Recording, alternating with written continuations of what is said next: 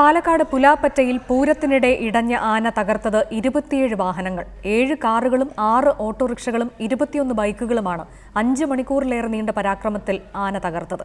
തിടമ്പമായിരുന്ന 2 പേരെയും പുറത്തിരുത്തിയായിരുന്നു ആനയുടെ പരാക്രമം. സംഭവത്തിൽ 30ഓളം പേർക്ക് പരിക്കേൽക്കുകയും ചെയ്തു.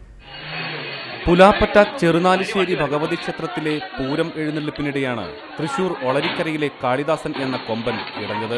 എഴുന്നള്ളത്തിന് നിന്ന 19 ആനകളിൽ മൂന്നാമനായി നിന്ന കാളിദാസൻ ഇടഞ്ഞതോടെ ഉത്സവപ്പറമ്പിലെത്തിയവർ ജീവനും കൊണ്ടു പാഞ്ഞു. പിന്നെ തിടമ്പുമായി ഇരുന്ന 2 പേരെയും കൊണ്ട് ആനയുടെ വിളയാട്ടമായിരുന്നു.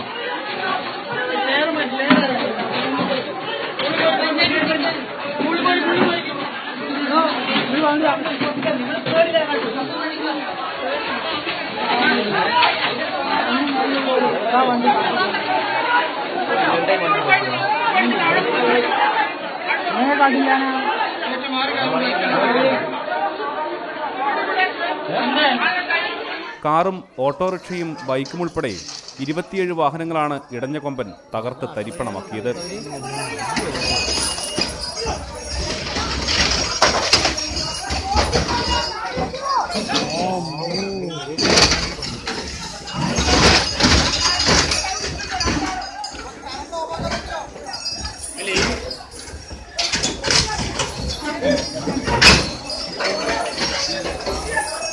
ഇതിനിടെ വൈദ്യുതി തൂൺ തകർക്കാൻ ശ്രമിക്കുമ്പോൾ ആനക്കൊമ്പ് കമ്പിയിൽ കുടുങ്ങിയ തക്കത്തിന് ആനപ്പുറത്തുണ്ടായിരുന്ന ഒരാൾ ചാടി രക്ഷപ്പെട്ടു.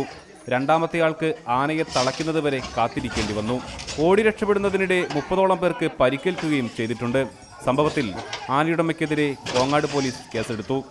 റിപ്പോർട്ടർ, പാലക്കാട്.